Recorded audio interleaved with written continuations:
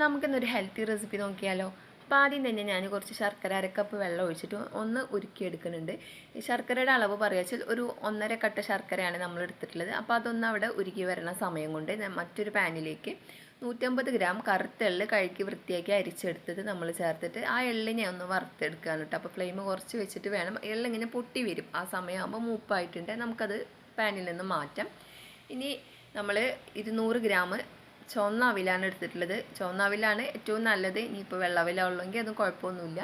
അത് നമുക്ക് ഫ്ലെയിം കുറച്ച് വെച്ചിട്ട് നന്നായിട്ടൊന്ന് വറുത്തെടുക്കാം. അപ്പോൾ ശർക്കരപ്പാനി ഇവിടെ റെഡിയായി വന്നത് ഞാൻ അരിച്ചെടുത്തിട്ട് അതേ പാനിലേക്ക് തന്നെ 1/2 കപ്പ് നാളികേരം ചേർത്ത് കൊടുക്കുകയാണ്. എൻ്റെത് കുറച്ച് ഇങ്ങനെ ഡ്രൈ ആയ നാളികേരം ചിരവാൻ പറ്റുന്നില്ല. അതുകൊണ്ട് ഞാൻ മിക്സിയിൽ ജസ്റ്റ് ഒന്ന് അടിച്ചെടുത്തതാണ്. അപ്പോൾ അതുകൊണ്ട് തന്നെ ആ നാളികേരത്തിൻ്റെ കൊത്ത് ഇങ്ങനെ കടിക്കുമ്പോൾ നല്ലൊരു ടേസ്റ്റാണ് കേട്ടോ. ഈ ചിരവിയ നാളികേരമാണെങ്കിൽ 1/2 കപ്പ് ചേർത്ത് കൊടുത്തിട്ട് നാളികേര കൊത്ത് കിട്ടുകയാണെങ്കിൽ ചേർത്താൽ നല്ലതാണ്. അപ്പോൾ നമ്മുടെ അവിലും ഇവിടെ റെഡി ആവുന്നുണ്ട്. അവിലിങ്ങനെ പിടിച്ച് നോക്കുമ്പോൾ ഇങ്ങനെ പൊട്ടും. അപ്പോൾ അത് നമുക്ക് മനസ്സിലാക്കാൻ പറ്റും അത് ഫ്രൈ ആയിട്ടുള്ളത്.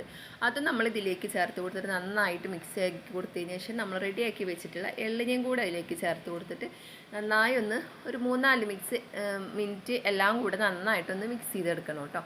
ഇനി ഇതിലേക്ക് നമ്മൾ 2 ടീസ്പൂൺ നെയ്യ് ഒഴിച്ച് അതിലേക്ക് ഞാനിവിടെ അണ്ടിപ്പരിപ്പാണ് ചേർത്ത് കൊടുക്കേണ്ടത്. നിങ്ങളുടെ കയ്യിൽ ഏത് നട്ട്സാണ് ഉള്ളത് വെച്ചാലും അത് ചേർത്ത് കൊടുക്കാം. അപ്പോൾ ആ അണ്ടിപ്പരിപ്പും കൂടെ നന്നായിട്ടൊന്ന് വറുത്തതിന് ശേഷം നമ്മളിതിലേക്ക് നെയ്യോടുകൂടെ തന്നെ ഒഴിച്ചു കൊടുക്കുകയാണ് കേട്ടോ. പിന്നെ ഒരു 1/4 കപ്പ് നമ്മുടെ നിലക്കടല ഉണ്ടല്ലോ അതും വറുത്തിട്ട് നമ്മളിതിലേക്ക് ചേർത്ത് കൊടുക്കുന്നുണ്ട്. അപ്പോൾ നിങ്ങളുടെ കയ്യിൽ ഏത് നട്ട്സ് ഉണ്ടെങ്കിലും ചേർത്ത് കൊടുക്കാം കേട്ടോ. അപ്പോൾ ഈ എള്ളിൻ്റെ ഔഷധ ഗുണങ്ങളെന്ന് പറയുന്നത് എള്ളൊരു രസായന ഔഷധമാണ്. അതുകൊണ്ട് തന്നെ നമ്മുടെ യൗവനം നിലനിർത്താൻ, സ്കിന്നിന്, മുഖകാന്തിക്ക്, അതുപോലെ ഹെയറിനൊക്കെ വളരെ നല്ല സാധനമാണ് കേട്ടോ. ഇടയ്ക്കൊക്കെ ആഴ്ചയിൽ 2 തവണയെങ്കിലും നമ്മൾ എള്ള് ഏതെങ്കിലും രൂപത്തിൽ നമ്മൾ കഴിക്കുന്നത് വളരെ നല്ലതാണ് കേട്ടോ.